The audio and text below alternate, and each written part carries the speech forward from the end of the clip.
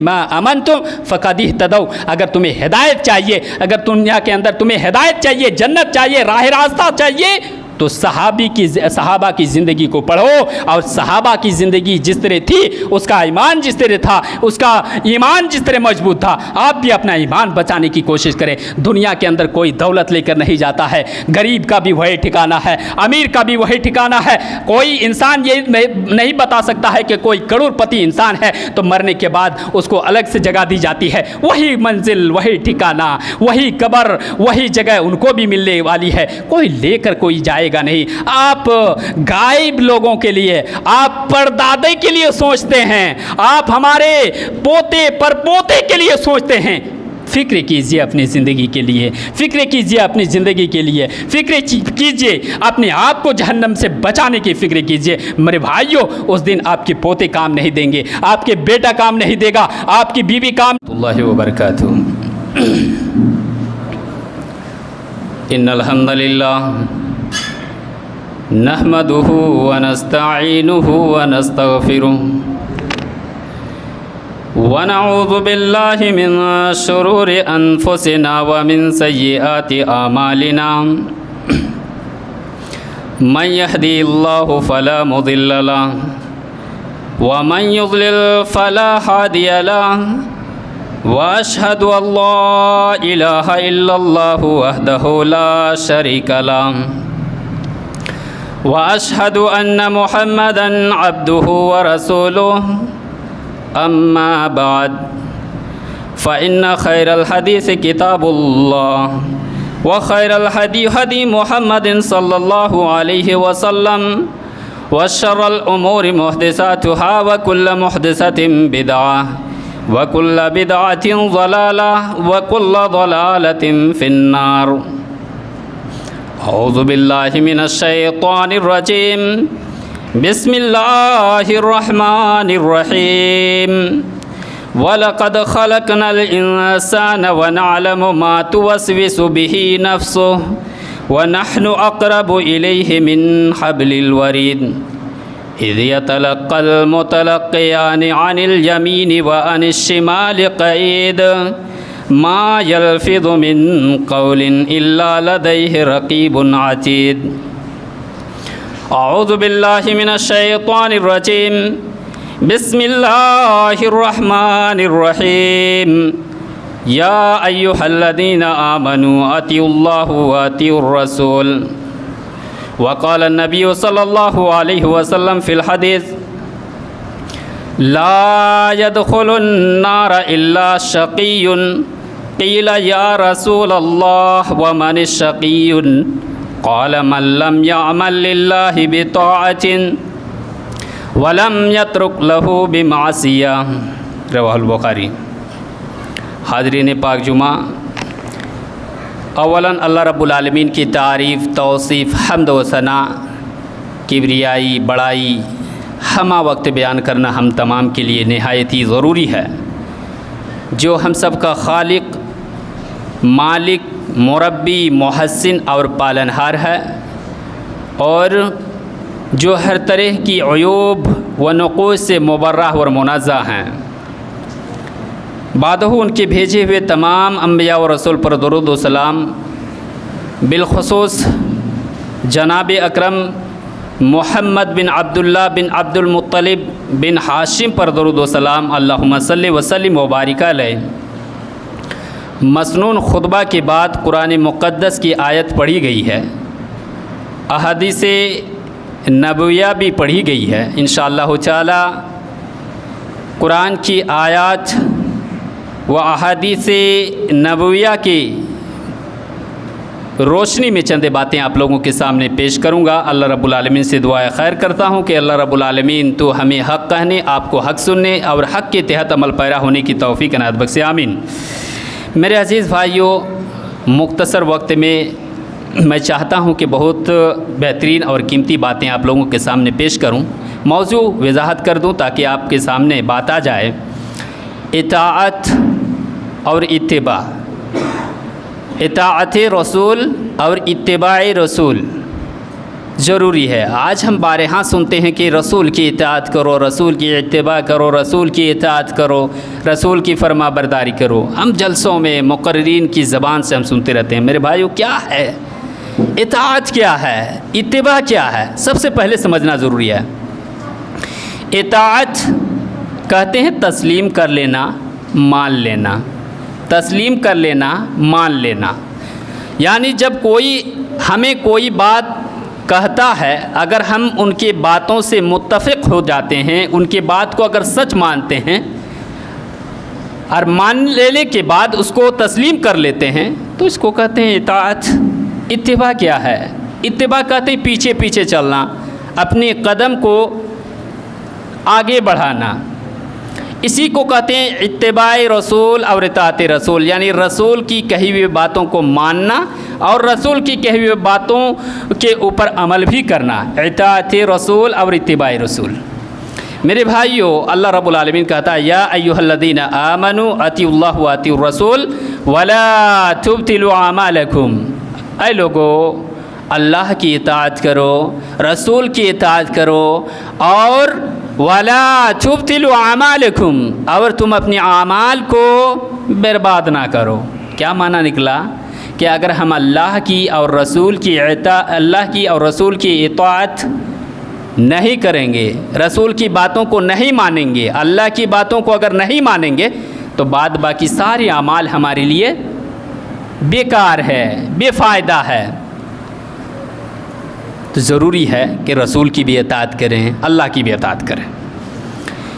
अल्लाह रब्बुल आलमीन कुरान करीम के अंदर जहाँ कहीं भी पढ़ेंगे तो आपको मालूम होगा कि अल्लाह का राम कि ऐ मोमिनो, ऐ मेरे बंदो सुनो, तुम अल्लाह की इताअत करो, रसूल की इताअत करो, रसूल की बातों को मानो और रसूल की बातों को मानकर हम उसके पीछे पीछे चलने को अल्लाह रब्बुल आलमीन हमें कह रहा है। इताअत भी ज़रूरी है और इत्तिबा भी ज़रूरी है, दोनों ज़रूरी है। आज बहुत सारे लोग जो इताअत कर लेते हैं, इत्तिबा नहीं हो पाता है। इताअत और इत्तिबा बैक वक्त होना ज़रूरी है। अगर किसी से कह दूं कि भाई साहब अल्लाह ने हम पर 5 वक्त की नमाज फ़र्ज की है, तो हर मुसलमान ये मान जाएगा कि अल्लाह रब्बुल आलमीन ने 5 वक्त की नमाज हम पर फ़र्ज किया है, मान तो लेगा। कलमा है, मान तो लेगा। कुरान नाजिल अल्लाह ने किया, मान तो लेगा। लेकिन हम मानेंगे नहीं, इत्तिबा हम छोड़ रहे हैं। इताअत तो कर रहे हैं, इत्तिबा हम छोड़ रहे हैं, तो कहाँ कामयाब हो पा रहे हैं? कामयाब होने के लिए ज़रूरी है कि हम इताअत भी करें और इत्तिबा भी करें। मिसाल के तौर पर मैं घर बना रहा हूँ, एक मिस्त्री की हमें ज़रूरत पड़ती है। मिस्त्री के पास मैं शाम को जाता हूँ और कहता हूँ कि भाई साहब, मिस्त्री साहब, कल सुबह आपको मेरा घर जाना है और जाने के बाद मेरा काम है उसको मुकम्मल कर दीजिएगा, साथ में मजदूर भी ले जाइएगा। रात में बात हो जाती है, मिस्त्री बोलता है कि ठीक है मैं लेता हूँ, मैं जाऊँगा। वो समझ लीजिए इताअत कर लिया है, मेरी इताअत उसने की। लेकिन जब सुबह हो जाती है, सुबह हो जाती है, 8 बज जाता है, 9 बज जाता है, 10 बज जाता है, वो काम तक नहीं पहुंचता, काम करने के लिए मेरे घर तक नहीं पहुंचता है, अपनी कदम को आगे नहीं बढ़ाता है, पीछे पीछे नहीं चलता है, मेरे पास नहीं आता है। काम जब करने के लिए नहीं आता तो क्या इताअत में कामयाब, इत्तिबा में कामयाब? मेरे भाइयों, रात में तो हमसे बात हो गई है कि कल सुबह हो जाएगी, मैं काम करने के लिए आपके घर जाऊंगा। सुबह मैं इंतज़ार के ऊपर इंतज़ार कर रहा हूं कि आज मिस्त्री मेरे घर में क्यों नहीं पहुंच रहा है। 8 बज गया, 9 बज गया, अभी तक मेरे घर नहीं पहुंचा है। मेरे भाइयों, गोया उसने रात में तो मेरी बातों को मान ली थी। मैं उसका घर गया, मेरी बात तो उसने मानी, उसने इताअत तो किया, लेकिन सुबह हो गई तो इत्तिबा से वो पीछे हट गया। शाम हो जाता है, फिर वो मजदूरी लेने के लिए मेरे घर आता है और अगर कहता है कि भाई साहब कल रात में मेरे से बात हो गई थी, बात पक्की हो गई थी, मैं आपके घर में मजदूरी करूँगा, आप हमें मजदूरी दे दीजिए। भला बताइए कि कोई इंसान उस बंदे को मजदूरी देने के लिए तैयार होगा? नहीं, कतई नहीं, बल्कि उल्टा उसे डांटेगा, फटकारेगा और कहेगा तुमने तो मेरी बात मान ली थी। ऐ बंदा, ऐ शख्स, अगर तू मेरी बात उस वक्त ना मान लेता अगर मेरी बात ना मान लेता तो हो सकता है कि मैं दूसरे लोगों को कहकर मेरे घर का काम शुरू करवा देता। उस वक्त फटकारेगा, गोया उसने मान तो लिया था लेकिन काम नहीं हुआ तो मजदूरी नहीं देंगे। हूबहू वही है इताअत और इत्तिबा। मेरे भाइयों, कुरान तो हम पढ़ते हैं, कुरान तो हम सुनते हैं कि अल्लाह का कलाम है, लेकिन हम मानने के लिए तैयार नहीं होते हैं। मेरे भाइयों, इसी को अल्लाह ने कहा, या अय्युहल्लज़ीना आमनू अतिउल्लाह व अतिउर रसूल वला तुब्तिलू आमालकुम। आए मोमिनो, तुम अपने आमाल को बर्बाद ना करो अल्लाह की नाफरमानी करके और रसूल की नाफरमानी करके, तुम अपने आमाल को बर्बाद ना करो। अब गौर कीजिए कि सुबह से लेकर शाम तक ना जाने हम अल्लाह और उसके रसूल की ना जाने कितनी नाफरमानी कर रहे हैं। हमारे दिल के अंदर एहसास तक नहीं होता है कि हम क्या कर रहे हैं, अल्लाह ने हमें क्यों भेजा है। मेरे भाइयों, अगर किसी से सवाल किया जाए कि ये आसमान को किसने बनाया, तो वो जवाब दे देगा अल्लाह। ज़मीन किसने बनाई, तो वो जवाब देगा अल्लाह। ये दुनिया के अंदर सरसब्ज़ो व शादाब है, किसने बनाया, तो अल्लाह। ये दुनिया के अंदर पानी कौन दे रहा है, कहेगा अल्लाह। मेरे भाइयों, हर इंसान से यही जवाब मिलेगा आपको कि सबका खालिक अल्लाह है, सबका पैदा करने वाला अल्लाह है। फिर अगला सवाल अगर उनसे कहेंगे कि इन तमाम चीज़ों को अल्लाह ने किसके लिए बनाया, तो आपको यही जवाब मिलेगा कि इन तमाम चीज़ों को अल्लाह ने इंसान के लिए बनाया है। आसमान भी इंसान के लिए, ज़मीन भी इंसान के लिए, ये पेड़ पौधा भी इंसान के लिए, ये जानवरों को भी अल्लाह रब्बुल आलमीन ने इंसानों के लिए पैदा फरमाया है। मेरे भाइयों, अगर इंसान से कहा जाए कि किसके लिए, तो इंसान यही जवाब देगा कि अल्लाह रब्बुल आलमीन ने इन तमाम चीज़ों को अपने लिए नहीं बल्कि इंसान के नफ़ा के लिए पैदा फरमाया है। और दूसरा सवाल करेंगे कि अगर अल्लाह रब्बुल आलमीन ने इन तमाम चीज़ों को इंसान के लिए बनाया है, तो याद रखो कि अल्लाह ने इंसान को पैदा फरमाया है। इंसान को किस लिए पैदा फरमाया है, तो मेरे भाइयों आपको यही जवाब मिलेगा कि अल्लाह ने अपनी इबादत के लिए पैदा फरमाया है। कुरान ने भी अल्लाह ने कहा है कि वमा खलक़तुल जिन्ना वल इंसा इल्ला लियअबुदून। आए मोमिनो, आए लोगों, सुनो कि इन तमाम चीज़ों का पालनहार अल्लाह है, इन तमाम चीज़ों को पैदा करने वाला अल्लाह है। इंसान को अल्लाह रब्बुल आलमीन ने पैदा किया और इंसान के लिए इन तमाम चीज़ों को पैदा किया। इंसान के ऊपर अल्लाह का एक हक बनता है कि हम उसकी इताअत करें, उसकी इत्तिबा करें। और याद रखिए कि अल्लाह रब्बुल आलमीन ने अपना मकसद को वाज़े किया है कि हमने इंसान को पैदा किया सिर्फ अपनी इबादत और बंदगी के लिए। और गौर कीजिए कि सुबह से लेकर शाम तक न जाने हम अल्लाह की कितनी नाफरमानी कर रहे हैं। आप गौर कीजिए, अगर गिनना चाहेंगे, शुमार करना चाहेंगे, इतनी नाफरमानियाँ हो जाती हैं और दिल के अंदर एहसास तक नहीं होता कि अल्लाह रब्बुल आलमीन के सामने हमें जवाब भी देना होगा। मेरे भाइयों, अल्लाह का मकसद हम खो बैठे हैं, भूल गए हैं। कल क़यामत के दिन हमें मुआखज़ा और गिरफ्त होगी, पकड़ होगी। कुरान तो हम मानते हैं कि अल्लाह का कलाम है, हर इंसान जानता है कि मिन जानिबि अल्लाह है, अल्लाह रब्बुल आलमीन की तरफ से ये नाजिल की गई किताब है। मेरे भाइयों, मानते तो हैं, लेकिन किताब के अंदर जो लिखी हुई बातें हैं उसके ऊपर अमल करने के लिए हम तैयार नहीं हैं। कुरान तो तिलावत करते हैं लेकिन मानने के लिए तैयार नहीं है। कुरान को पढ़ेंगे तो आपको मालूम होगा कुरान की हर आयत या कई आयतों को छोड़कर अल्लाह रब्बुल आलमीन ने वक्तन फ़वक्तन ये फरमाया, अकीमुस्सलात, नमाज कायम करो। क्या हम नमाज पढ़ते हैं? अगर हम नमाज पढ़ते हैं तो अल्लाह रब्बुल आलमीन की फरमाबरदारी कर रहे हैं, रसूल के तरीके पर चल रहे हैं। और अगर अल्लाह की कही हुई बातों को मानते हैं और अमल करते हैं तो कल क़यामत के दिन हम कामयाब हो सकते हैं। मेरे भाइयों, कुरान कह रहा है कि अक़ीमुस्सलात, नमाज कायम करो। तो गोया आज हम नौजवान हैं, जवान हैं, अधेड़ के ऊपर पहुंच गए हैं। मेरे भाइयों, उसकी कोई फ़िक्र नहीं होती कि अल्लाह कह रहा है, अल्लाह का कलाम है, अल्लाह रब्बुल आलमीन हमसे गुफ्तगू कर रहा है कि बंदा नमाज पढ़ो। आज हम गोया अल्लाह की नाफरमानी कर रहे हैं। आगे आयत पढ़ेंगे तो आपको मालूम होगा, कुरान ने यह भी कहा कि वाह तो ज़कात, अल्लाह ने आपको जो दौलत दे रखी है उसमें यतीम का भी हक है, गरीब का भी हक है, और लाचार बेवा का भी हक है, बहुत सारे लोगों का हक है उन दौलतों में। अल्लाह कह रहा कि वाह तो ज़कात, तुम ज़कात भी अदा करो, खैरात भी देते रहो। क्या हम करते हैं? नहीं। गोया कि हम अल्लाह की इताअत नहीं कर रहे हैं, अल्लाह की बातों को नहीं मान रहे हैं, रसूल के तरीके पर हम कायम व दायम नहीं हैं। कुरान पढ़ेंगे तो आपको मालूम होगा, अल्लाह का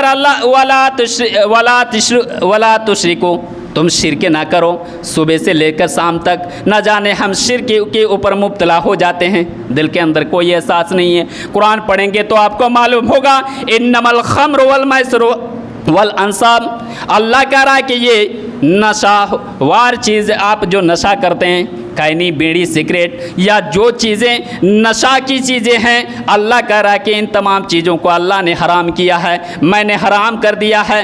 क्या हम अल्लाह की फर्मा बरदारी को कर रहे हैं, अल्लाह की बातों को मान रहे हैं, रसूल के तरीके पर चल रहे हैं? तो जवाब यही मिलेगा कि नहीं, हम शराब भी पीते हैं, खैनी भी खाते हैं, सिगरेट भी पीते हैं। गोया कि हम कुरान के खिलाफ ज़िंदगी गुजारने के लिए तैयार रहें। कुरान कह रहा अल्लाह तक़रबुज़ ज़िना, ज़िना के करीब तुम्हें नहीं जाना है, लेकिन आज हम नौजवान लोग उसमें मुब्तला हो जाते हैं, दिल के अंदर एहसास तक भी नहीं होता है। कुरान कह रहा कि कहता है कि ला ताकुलुर रिबा, सूद मत खाया करो। न जाने आज सूदी काम में हम सबसे ज़्यादा मुब्तला हो चुके हैं, सूदी काम में सबसे ज़्यादा मुब्तला हो चुके हैं। दिल के अंदर एहसास तक नहीं होता है कि हम मुसलमान हैं, हम मोमिन हैं, और कल क़यामत के दिन इसे हमें जवाब भी देना पड़ेगा। कल क़यामत के दिन अल्लाह रब्बुल आलमीन की बारगाह में हमें खड़ा भी होना है, ये हमें एहसास तक नहीं होता है। मेरे भाइयों, कल क़यामत के दिन ऐसा हाल होगा हमारे, आज अगर हर इंसान से पूछा जाए कि दुनिया के अंदर अपनी बॉडी को, अपने जिस्म को कौन चिबाता है, नहीं कोई चिबाता है। कौन पागल होता है तो इंसान अपनी जिस्म को चिबाने लगता है। आज दुनिया के अंदर आपने मजनून को देखा होगा, पागल को देखा होगा, या जिसका माइंड काम नहीं करता है, दिमाग काम नहीं करता है, उनको देखे होंगे आप कि अपने जिस्म को भी चिबाता है, अपने जिस्म को नुकसान पहुंचाता है। लेकिन जो अल्लाह और उसके रसूल के नाफरमान लोग होंगे, जो नबी और अल्लाह और रसूल की इताअत नहीं किए थे, वो कल क़यामत के दिन अपने जिस्म को चिबाने लगेंगे। कुरान करा यौमा यउज़्ज़ु ज़ालिमु अला यदै यक़ूलु या लैतनी इत्तख़ज़्तु मअर रसूल सबीला। कुरान कह रहा है कल क़यामत के दिन अगर नमाज नहीं पढ़ रहे हैं, अल्लाह की नाफरमानी अगर कर रहे हैं, रसूल की नाफरमानी कर रहे हैं, अल्लाह रब्बुल आलमीन की कही हुई बातों को अगर फॉलो नहीं करते हैं, मानते नहीं हैं, मेरे भाइयों, कल हमारा हश्र क्या होगा, क्या हमारा अंजाम होगा, क्या हमारे नताइज क्या आने वाले हैं। अल्लाह रब्बुल आलमीन ने, कुरान ने कहा है कि उस दिन नाफरमान बंदा अपने हाथों को चिबाएगा, अपने हाथों को चिबा चिबा कर अफसोस करेगा और कहेगा काश कि मैं रसूल की राह को इख्तियार कर लिया होता, रसूल की राह को इख्तियार कर लिया होता, रसूल की कही हुई बातों पर अपनी ज़िंदगी गुजार ली होती, तो आज मैं जहन्नमियों में सना होता। और इंसान उस वक्त अपने हाथों को चिबाने लगेंगे। मेरे भाइयों, अफसोस की बात है कि इंसान कल क़यामत के दिन अपने आप में सज़ा लेने के लिए तैयार हो जाएगा। इंसान अपने दांतों से अपने जिस्म को चिबाने लगेगा और कहेगा या वैलता लैतनी लम अत्तख़ज़ फ़ुलानन ख़लीला, कि हाय अफसोस कि फ़लाँ आदमी की वजह से मैं दुनिया बर्बाद कर लिया, फ़लाँ आदमी के चक्कर में अगर ना रहता, फ़लाँ आदमी ने मुझे बर्बाद कर दिया। जबकि मेरे पास कुरान भी मौजूद था, उलमाए इकराम की बातें हमारे तक पहुंच रही थी, कुरान भी मौजूद, हदीस भी मौजूद थी, लेकिन इन तमाम चीज़ों को मैंने तर्क कर दिया और अपनी ज़िंदगी को अपनी ख्वाहिशात नफसानी के मुताबिक गुजारने पर मजबूर हो गया। मेरे भाइयों, लेकिन उस वक्त अफसोस करने से हमें क्या फ़ायदा। अफसोस तो दुनिया में ही हमें करना है। अफसोस करने के बाद दिल के अंदर एहसास करके रसूल को भी मानना है, अल्लाह की भी इताअत हमें करनी है। कहाँ कामयाब हो रहे हैं? जवानी गुजर रही, गुजरने दीजिए। अल्लाह कह रहा तो जवानी तो गुजरेगी, अधेड़ की उम्र भी गुजर जाएगी, लेकिन उस ज़िंदगी के बारे में सोचिए जो एक दिन बहुत लंबा दिन होगा। एक दिन काटना, एक दिन गुजारना बहुत ज़्यादा मुश्किल हो जाएंगे। मेरे भाइयों, समझने की कोशिश करें और अल्लाह की इताअत करें। अल्लाह रब्बुल आलमीन कल क़यामत के दिन हमें अगर इताअत करेंगे तो कल क़यामत के दिन हमें जन्नत देगा। आज बहुत सारे लोग ऐसे हैं कि उम्र बीतती जा रही है, नमाज से हम महरूम हो रहे हैं। अल्लाह ने हमें तौफीक नहीं दी है, अल्लाह तौफीक हमें नहीं दे रहा है कि मस्जिद में हय्या अला सलाह और हय्या अला सलाह की सदा हो रही है, हम दुकानों में बैठे हुए हैं और चौराहे में बैठे हुए हैं, सड़कों में खड़े हैं, लेकिन एहसास तक नहीं होता है कि हम मुसलमान हैं। एहसास तक नहीं होता है कि हम मुसलमान हैं। मेरे भाइयों, आज हमारा क्या ख्याल है कि हम मुसलमान के घराने में पैदा हुए हैं, कलमा पढ़ लिया, मुसलमान हो गए हैं, मुसलमान हो गए, हम कल क़यामत के दिन हम जन्नत का हकदार हो जाएंगे। ऐसा ही हमारा एहसास और ख्याल है कि कल क़यामत के दिन कोई मुआखज़ा नहीं होगा, हमारी कोई गिरफ्त नहीं होगी और कोई पकड़ नहीं होगी। डायरेक्ट अल्लाह रब्बुल आलमीन कलमा की बदौलत हमें जन्नत नसीब कर देगा। ऐसी कोई बात नहीं। आप अगर तारीख पढ़ेंगे तो मोहतरम दोस्तों आपको मालूम होगा लूत अलैहिस्सलातु वस्सलाम नेक थे, लेकिन उसकी वाइफ, उसकी बीबी जहन्नमी है। हजरत लूत अलैहिस्सलातु वस्सलाम की बीबी, मेरे भाइयों, क्यों कि हजरत लूत अलैहिस्सलातु वस्सलाम जबकि मुसलमान हैं, अगर घराने पे के बदौलत अगर जन्नत मिल जाती तो लूत की बीबी को भी जन्नत मिलती। मेरे भाइयों, अगर घराने के ताल्लुक से अगर जन्नत और जहन्नम का फ़ैसला होता तो फ़िरौन के घर में भी उसकी बीबी पल रही थी, वो जन्नती थी। मेरे भाइयों, घराने से कोई मुसलमान नहीं होता है, घराने से कोई मोमिन नहीं होता है। मोमिन बनना पड़ता है, ईमान लाना पड़ता है, तभी जाकर कल क़यामत के दिन हम कामयाब हो सकेंगे। मेरे भाइयों, आज हम कामयाब होना नहीं चाहते हैं, दुनिया की कामयाबी हमारे लिए कामयाबी है, लेकिन याद कीजिए कुरान ने क्या कहा है, फमन जुहज़िहा अनिन नारि व उदखिलल जन्नह फ़क़द फाज़। मोहतरम दोस्तों, अल्लाह कह रहा है जो शख्स अपने आप को दुनिया के अंदर अल्लाह की इताअत करते हुए और रसूल की फरमाबरदारी करते हुए ज़िंदगी गुजारते हैं, अल्लाह कल क़यामत के दिन उस बंदे से खुश हो जाएगा। अल्लाह कह रहा है कि जो अपने आप को जहन्नम से बचा लेगा और जन्नत में दाखिला करवा लेगा, वही कामयाब लोगों में होगा। आज हम कामयाबी किसको शुमार करते हैं? बिल्डिंग हमारे सामने आ जाए, घर बहुत बड़ा हो जाए, घर के सामने अगर गाड़ी खड़ी हो जाए तो हम कामयाब लोगों में शुमार करते हैं। आम दस्तूर है कि कामयाब कौन लोग हैं? जिसके पास दौलत है। लेकिन अल्लाह के नज़दीक कामयाब वो लोग होते हैं जो शख्स अपने आप को जहन्नम से बचा लें और जन्नत में दाखिला करवा ले, वही लोग कामयाब होंगे मेरे भाइयों। और जहन्नम से कौन लोग बचेंगे? अल्लाह के नबी से पूछा गया कि अल्लाह के नबी कौन लोग जहन्नम में जाएंगे? तो अल्लाह के नबी ने कहा जो बदवक्त हैं वो ही लोग जहन्नम में जाएंगे। जो बदवक्त हैं वही लोग जहन्नम में जाएंगे। जहन्नम के बारे में हौलनाकियाँ बताने के बाद अगर वो सही रास्ते पर गामज़न होने के लिए तैयार नहीं हो रहे हैं, वैसे ही लोग जहन्नम में जाएंगे। अल्लाह के नबी से पूछा गया ला यदखुलुन नारा इल्ला शकीयुन, क़ीला या रसूलल्लाह व मन शकीयुन। अल्लाह के नबी ने कहा कि जहन्नम में सिर्फ बदबख्ते ही लोग जाएंगे। सहाबा पूछ बैठते हैं कि अल्लाह के नबी बदबख्ते कौन लोग हैं?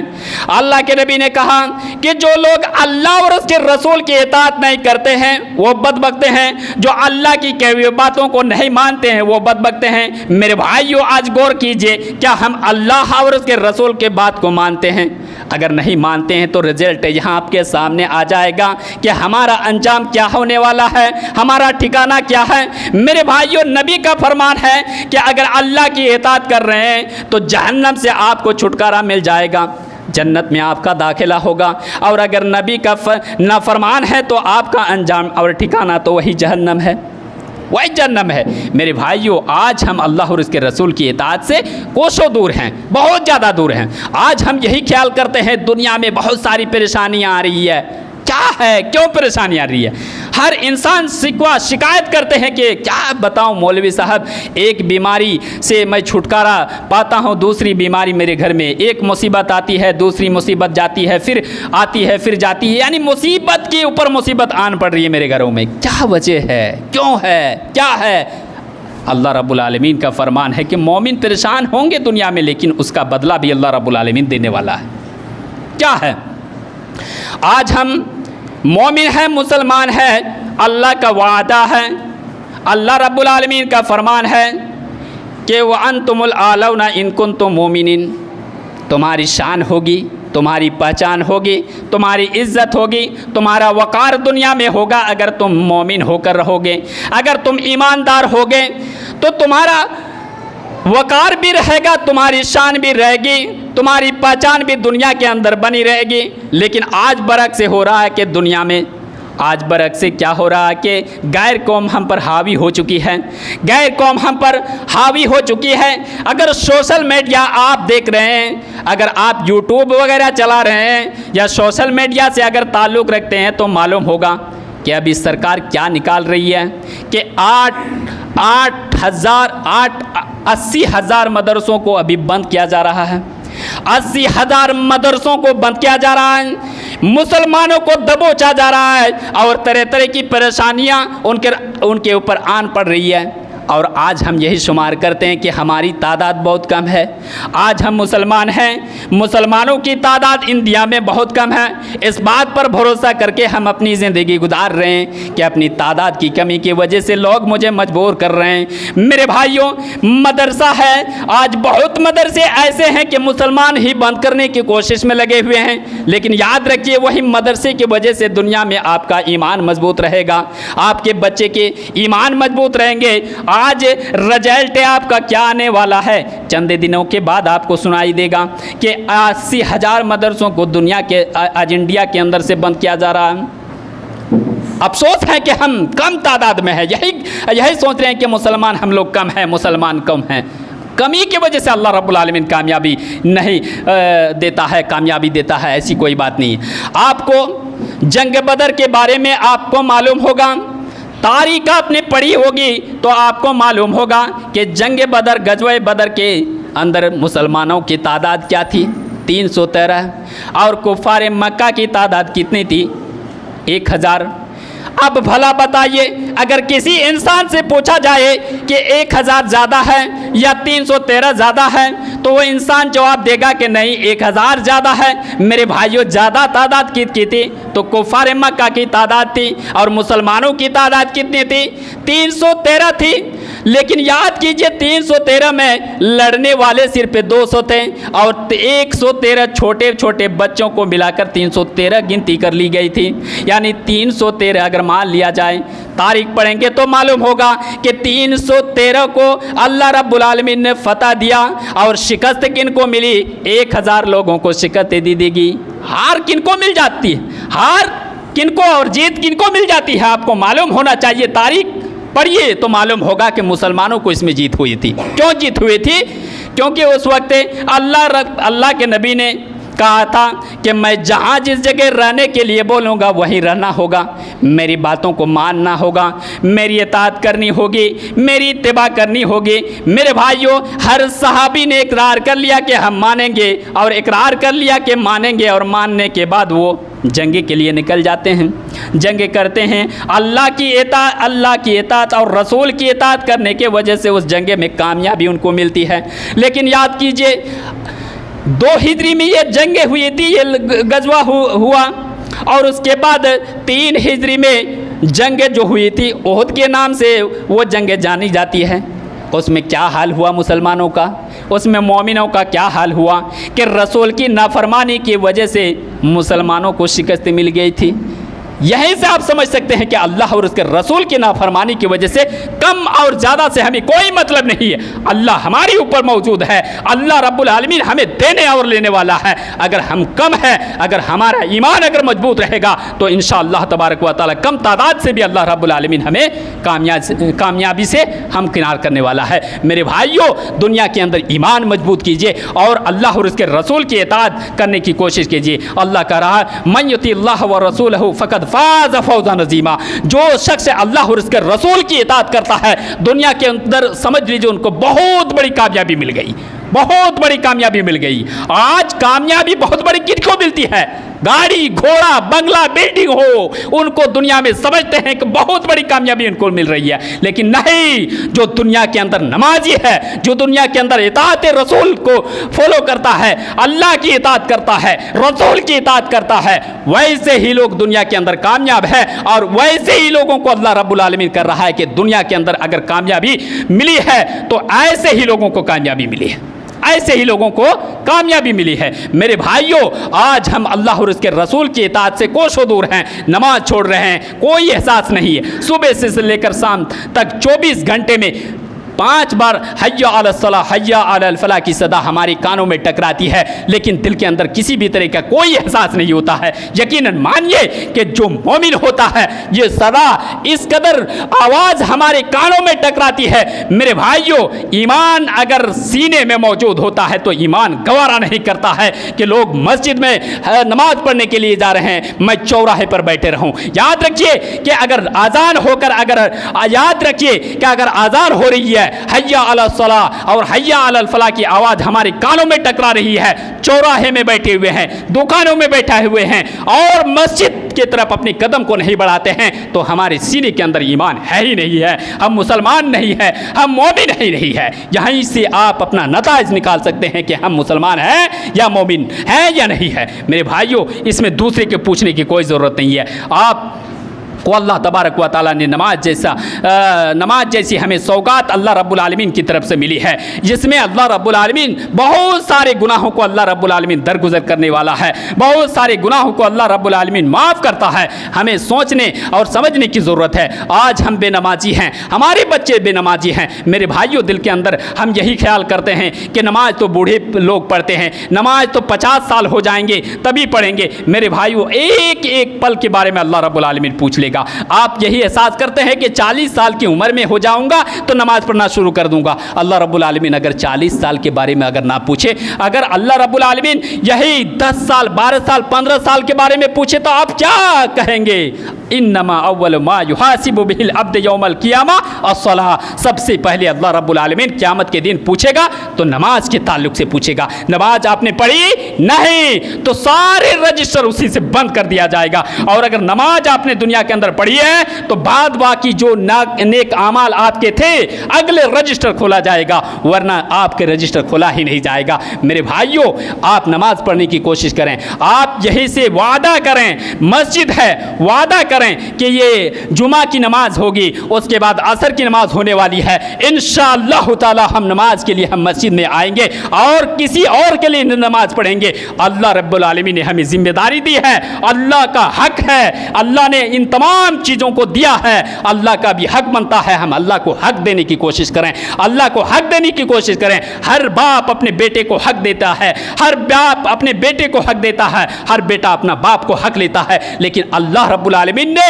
हर चीज़ हमें दिया है, लेकिन अल्लाह का हम हक देने के लिए हम तैयार नहीं हो रहे हैं। एक सेकंड, एक मिनट अगर अल्लाह रब्बुल आलमीन ये ऑक्सीजन रोक ले तो इंसान दुनिया के अंदर जिंदा नहीं रह सकता है। ये बहुत बड़ी नेमत है और बहुत बड़ा करम है अल्लाह रब्बुल आलमीन का। और याद रखिए कि आज हमारा एहसास है कि हम दौलत हैं वाले हैं, मालदार हैं, मस्जिद बना लेते हैं, मस्जिद में हम दान व खैरात कर देते हैं, इसके बदौलत हम कल क़यामत के दिन जन्नत में जाएंगे। नहीं, अल्लाह का रहमत, अल्लाह की रहमत और अल्लाह का करम नहीं होगा तो कोई बंदा जन्नत में नहीं जा सकता है। अल्लाह रब्बुल आलमीन ने इसलिए कहा वाक़ीमुस्सलाता व आतु ज़काता व अतीउर रसूल लअल्लकुम तुरहमून। अगर रहमत चाहिए, अल्लाह रब्बुल आलमीन की रहमत चाहिए तो तुम्हें नमाज पढ़नी होगी, ज़कात देना है और इताअत भी करनी पड़ेगी, तुम्हें अल्लाह की इताअत करनी पड़ेगी, रसूल की इताअत करनी पड़ेगी। रसूल ने जो कहा है उस पर चलना होगा, मानना होगा और पीछे पीछे चलना होगा। अल्लाह का जो फरमान है उसके ऊपर हमें चलना होगा, तभी जाकर हम कामयाब हो सकते हैं। वरना ये मस्जिद में आकर जुमा पढ़ लेते हैं, कोई फ़ायदा नहीं है। जुमा पर क्या फ़ायदा है? पंजगाना नमाज नहीं, जुमा से क्या ताल्लुक़ है?